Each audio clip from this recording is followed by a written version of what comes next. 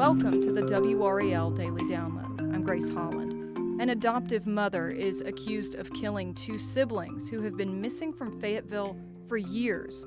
On Wednesday, Avantae Deven was arrested in connection to the disappearances of Blake and London Deven, and detectives painted a grim picture of what they think happened to them. This is a story WRAL anchor Chris Lovingood has been following closely since this investigation began. Today, he's here to talk about what these revelations mean. Chris, as I'm talking to you, it is Wednesday, and you're on your way back from this press conference with police in Fayetteville. What's going through your mind as someone who's been covering Blake and London Deven's story for months? Well, for me, I think it's one of those things where since the second this story came out, late March, early April, about Blake missing, I said, wait a minute, something's off here. Mm-hmm. This person's been missing for at least a year plus, and we're only now just hearing about it.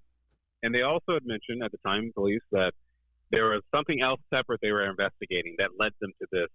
And I think the biggest thing was just there were a lot of plot points, but not a plot line, if that makes sense. Yeah, and, we talked about this investigation in May, and that was kind of where we went over those plot points, as you said, versus the plot line.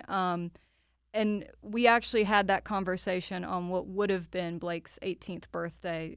Can you remind listeners what we knew about the case then and kind of where we were prior to Wednesday? Okay, so the biggest update was that obviously we knew that Blake had been missing, and then weeks later we had learned that London had been missing. And then we had learned that they had skeletal remains that were found.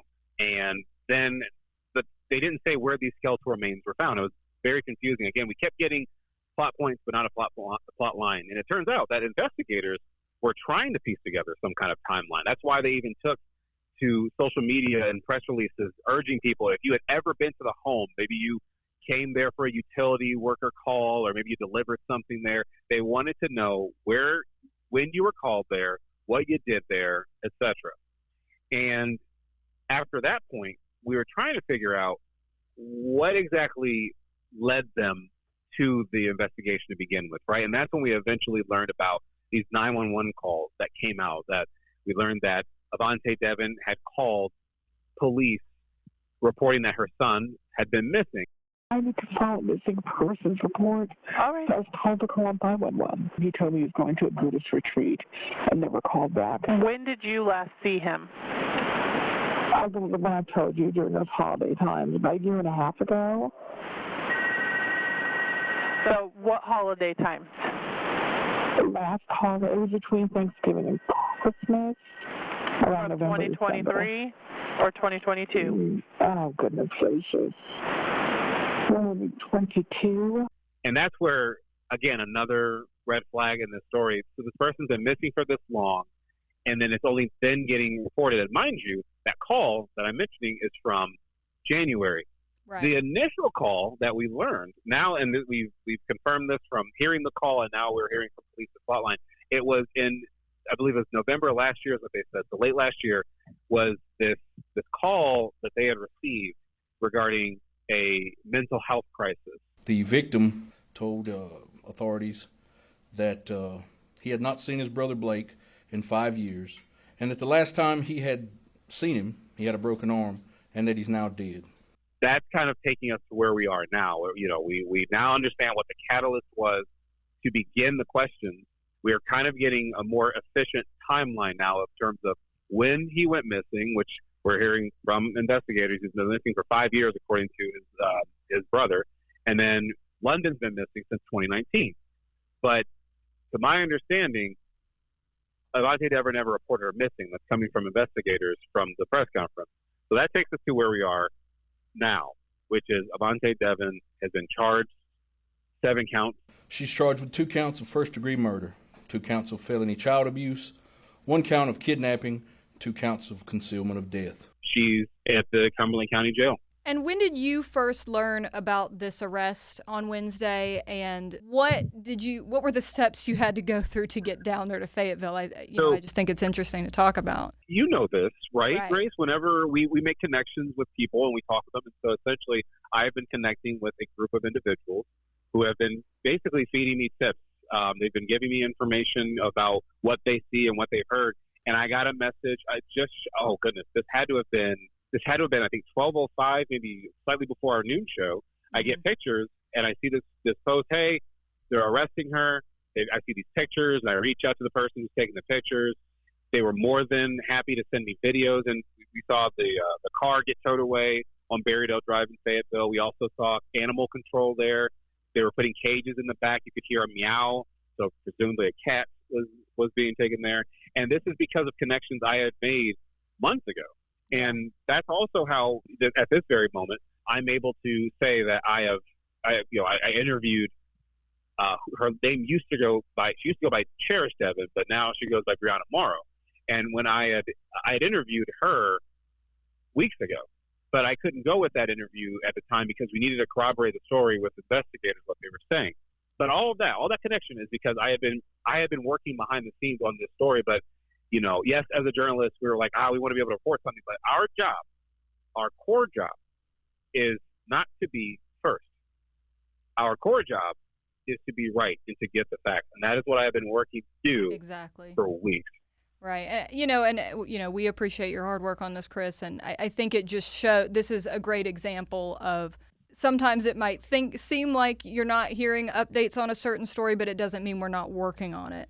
It is true. And if I may, because Yeah. I want to also take exactly what you just said, and I want to apply that to police, because one of the questions I asked during the press conference on Wednesday, as I asked, why is it taking so long to have this arrest finally, right? We had the call that was back in January saying the person was missing. And they said they've been at least missing for a year plus. And I surmise, and this is with anyone who may be listening right now, if you or I had someone that we had guardianship over, we had to watch them, and we didn't report them missing for a year, Mm-hmm. I believe that we might be charged with negligence. Now, in the defense of police, I would be very clear that I'm sure that they are in the process of doing what they can behind the scenes. We obviously don't know all the goings-on in their investigation, and so I'm sure there's a reason for it, but we have to ask that question because Yes. these are questions that people at home reasonably would be asking themselves. Right. And we all have those questions. We'll be right back. What did we learn in this press conference? Because I was really listening to it. I was kind of shocked by how much they did say today. So, and I want to prepare our listeners because these are very grim details. Yeah. But what we have learned was, as I mentioned before, the kicking off point that we now know was this mental health call. And then that's what led them to hearing about Blake Deven being dead. And that's when they started this whole investigation. And we learned more details about Avantae Deven. As detectives began to unravel the facts, we discovered 5 children were adopted by Avantae Deven from 3 different North Carolina counties. The 3 boys were biologically related. The 2 girls were also adopted. They were unrelated to each other and also unrelated to the boys. In multiple interviews, information was provided detailing appalling conditions at least 3 of these children apparently grew up in.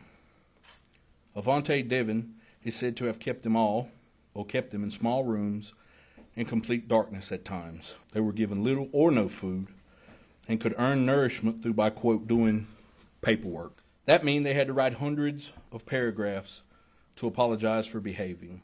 Blake, it was not looking great for him. He had been through mental abuse. They used the word torture, and he was starved.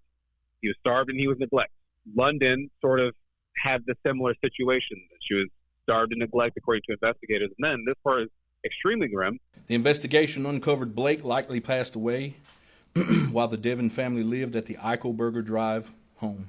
Then Avantae developed a plan to hide Blake's remains, and she forced another person in the household to participate. They dismembered him and burned his remains. Interviews uncovered information that a different member of the household had been forced to participate in removing London's body. Additional information led Fayetteville Police Department's detectives to locate a metal burn barrel When the contents were removed and a methodical process to preserve any evidence inside, partial human remains were found. Due to the condition of the remains and the need to expedite the testing, we sent the remains to a private accredited lab. In the last week, the first round of testings confirmed one set of remains belongs to London Deven. Testing on the second set of human remains is ongoing. How are the biological families of Blake and London reacting to this? Because I know you've been talking to them, throughout, some family members. I have, and they're torn up. I mean, they're torn up. Yeah. Grace. I talked to the first person I talked to was Felicia Chandler. She is Blake's biological mother, and she's also the mother of two of Blake's biological brothers who were adopted along with him and under the Deven household. Just in shock. It just took my breath away. I wasn't expecting to hear about two remains at the time. I really just feel like there's more questions and waiting for more answers, it seems like, with this case. And so think about this, Grace. She already lost her child in one degree because he was removed from the home. And now she's learning about this. Her child's dead. So she's sort of, in a way, lost her son twice.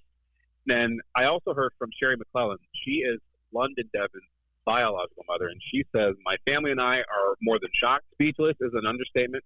Felicia Chandler and I we both appreciate your concern. We need time to heal and process all the information now. Just keep praying for our families, please, and thank you. God bless you all. And I tried not to talk too long for them because something like this, I don't like to, prod too much. But the reason why, and they agreed to give me these statements and to do this interview, was because they want people to know what they are going through right now. This is awful. This is traumatic, and it's worth talking about. It needs to be talked about. Yeah, I can't imagine what their families are going through, and it's not a fun part of our job. But at the same time, we always have to give people the opportunity to speak, and if they don't want it, no pressure is how I always look at it in the field. So what's next in this case? Well, court. To our understanding, Avantae Deven is slated for court.